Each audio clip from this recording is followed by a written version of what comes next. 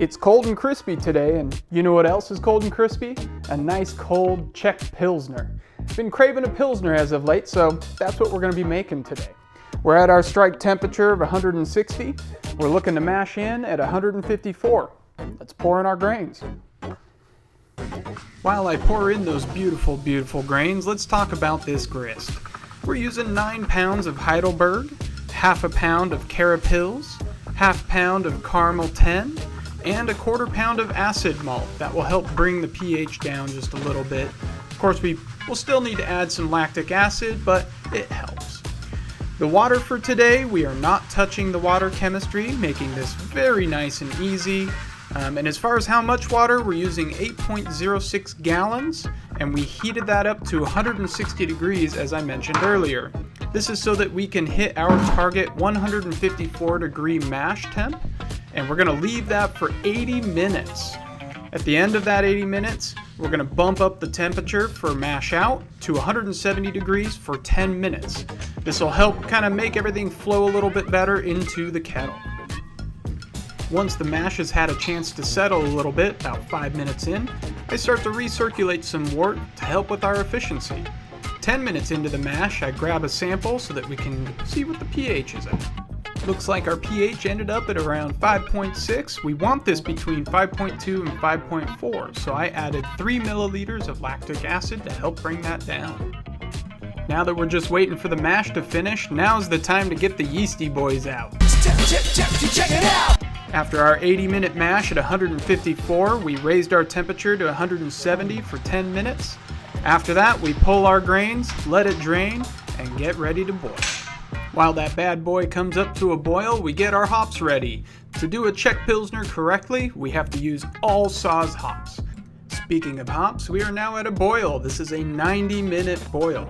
We're going to go ahead and add 2 ounces of Saaz, and from here we let it boil for the full 90 minutes before our next hop addition. And just look at that. Look at that boil. I feel like we need some calming music while we just watch this boil. Yeah. Beautiful. Alright, snap out of it, that's enough. Time to add our Whirlfloc tablet and our aeration paddle, now that we're 15 minutes from the end of boil. We've reached the end of our 90-minute boil. Time to add our Flameout hop addition. At which point, we're going to cool this down to the 50s, so that way we can get ready to pitch our yeast. We've reached the end of our brew day, which means it's time to pitch our yeast. If you watched my most recent short, you'll see that this is actually the yeast I was talking about in that video where I bought this old. I created a yeast starter and I poured some off for future use. Otherwise, it had a nice little film of yeast at the bottom, so I know this guy is ready to pitch. From here, we're going to go ahead and just dump it on in. Now I am fermenting this in a keg, so that way we can pressure ferment. That way I'm able to do this at room temperature. Otherwise, if you are going to be doing a Pilsner like this, you'll want to make sure you're within the 50 degrees range that it specifies on that yeast packet. I believe it's 55 to 58. But because I'm doing pressure fermenting and setting it to roughly 12 to 15 psi, I can leave it out at room temperature and I shouldn't have any problems. Otherwise, we're going to come back in roughly about 6 weeks to see how this is. That way it can drop out and clear up, and we'll see how it is at the tasting. See you then.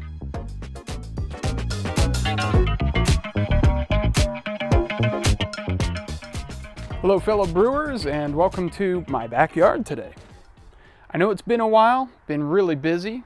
My wife and I took a trip to the UK, and well, that's been kind of occupying my time for a while. But I figured it's a nice day out. Let's go ahead and pour ourselves some of this Pilsner that's been sitting a while. And let me tell you, from sitting, it has cleared up very nicely. That thing is crystal clear. And I brewed this back in February. It's April now. So it has been lagering naturally for some time. And I'm very pleased with that. Now this one is an interesting one since it's my first take on a Pilsner, or even a lager for that matter, which, by the way, weird fact, I learned that a Pilsner is a lager, but not every lager is a Pilsner. Kind of interesting, huh? Anyway, that's off track. Let's talk about this beer. During fermentation, I learned that this yeast puts off tons of sulfur. So if you do get that when you're fermenting, don't worry, just leave it. It will clear up over time. The other thing to note is this does have a little hint of acetaldehyde. I think I said that right, acetaldehyde, where it's kind of that green apple-y taste. It's very mild. It's still a pleasant beer, but I do caution you, either make a starter that's extra strong compared to an ale yeast, or do use a couple packs of yeast when you're fermenting something like this. I feel like the base in this is fantastic. The amount of hops, the amount of malt, it's great. But it does have just that slight bit of apple taste in there. Now, that being said, it's still very pleasant beer. I've been drinking plenty of this. And I had to get out here and film this very quickly before I kicked the keg. I highly recommend trying this out. Let's go over some of the notes. So this guy, it fermented down to a final gravity of 1010. We started at 1049, which gives us a 5.1% beer. So a little high on the lager end and the Pilsner end, but you can't taste any of it in there, and it is just delicious. Yeah, I don't know that I really have much else to say. Other than good to be back, good to see you bros, and I just called you bros. Why'd I call you bros? You're my fellow homebrewers. You could be a gal. I mean, it'd be cool if more gal... No. All of that being said, it's a fantastic beer. I hope you get the chance to brew it. If you do, leave me a comment. Tell me what you think. I definitely will be brewing this one again.